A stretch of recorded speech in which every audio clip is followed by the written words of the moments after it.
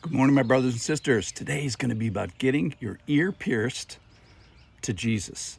This is going to be from Deuteronomy chapter 15. We're in a section where the Lord is practically applying this concept of the Lord has released you.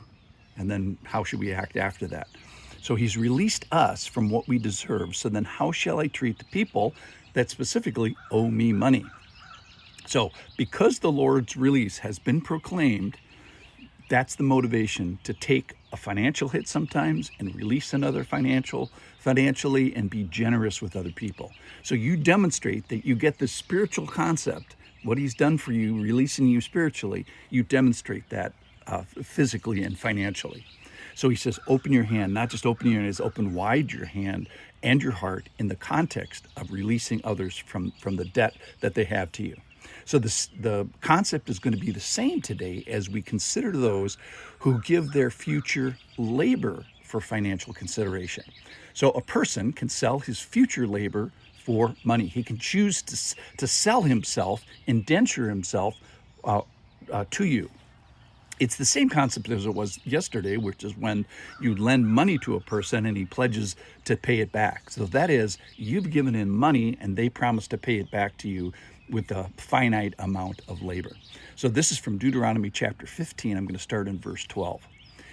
If your brother, a Hebrew man or a Hebrew woman, is sold to you or sells himself to you, he shall serve you 6 years. And in the 7th year, you shall let him go free. So the idea is this is temporary and it's voluntary. And when you let him go free from you, you shall not let him go empty-handed. You shall furnish him liberally out of your flock, out of your threshing floor, out of your winepress. And as the Lord has blessed you, you shall give to him. So as you send him out the door, give him wine and grain and sheep. So you shall remember that you were a slave, and involuntarily, by the way, in the land of Egypt.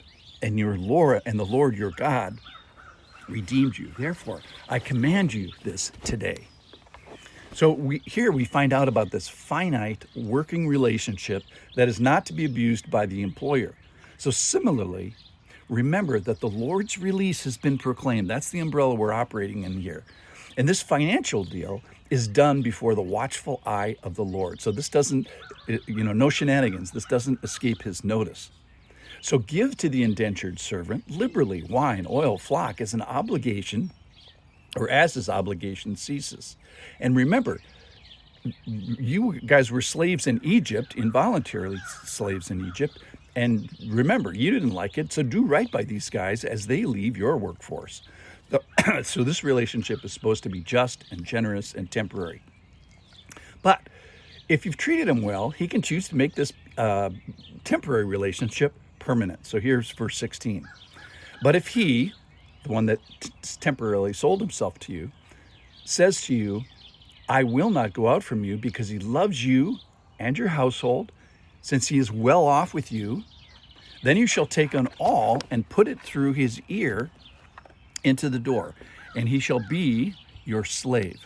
The Hebrew word there is Ived is how you say it, servant. He shall be your servant forever. So that can mean a variety, just let me pause for a second. This can be a variety of economic and social relationships. So the Hebrew term, Ived, can mean a whole bunch of different things. So it's very carefully explained here what it means. So he shall be your servant, your bondservant forever. And to your female servant, you shall do the same. It shall not seem hard to you when you let them go free from you, for at half the cost of hiring a worker, he has served you 6 years. So the Lord your God will bless you in all that you do. So he's saying here is after 6 years, it's been a good deal for you. It's been a good deal for him. He wants to stay. So he can say, I don't want to go out from you. I love you and your household. This is the place that I choose to work. It's a benefit to me, and I'm well off. So we've had a multiple year trial run, probably 6 years, and I want it to continue. So it's been a pleasant experience that's resulted in love. I love it here. I love you and your household and the work, and I am well off. I want to work for you permanently. So you can make this person a bondservant. He can make himself. That's really what I'm saying. So this is an ongoing, permanent, voluntarily entered, mutually agreed upon, mutually beneficial employer-employee, master-servant relationship. Now, the Bible was written in a time of slavery, for virtually all recorded times have been eras of slavery, including this one. But this is not that concept. So this is more the concept that he's going to take into the New Testament of bondservant, which is the Greek word for this. So Ephesians 6:6 explains this. So Ephesians 6:6 calls us to this voluntary relationship of the heart, as pictured in this voluntary relationship of the hand of work, and also this earlobe situation that's described in Deuteronomy chapter 15.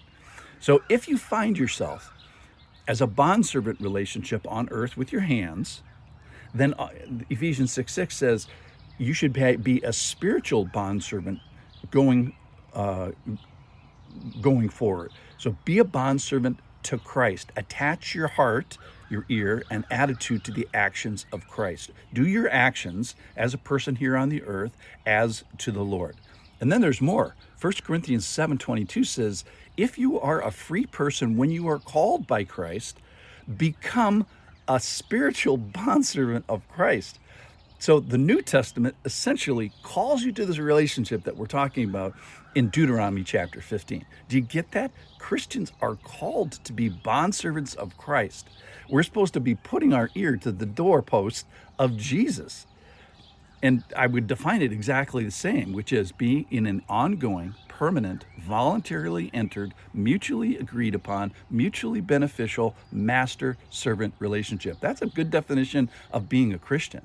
So the idea here is that I am a servant of Christ. I am supposed to get my ear pierced permanently to this relationship with Jesus. And since I'm hitching my wagon to him. So the call today from Deuteronomy chapter 15 is go and be a bondservant to Christ. Be in this ongoing, permanent, voluntarily entered, mutually agreed upon, mutually beneficial master-servant relationship. Amen.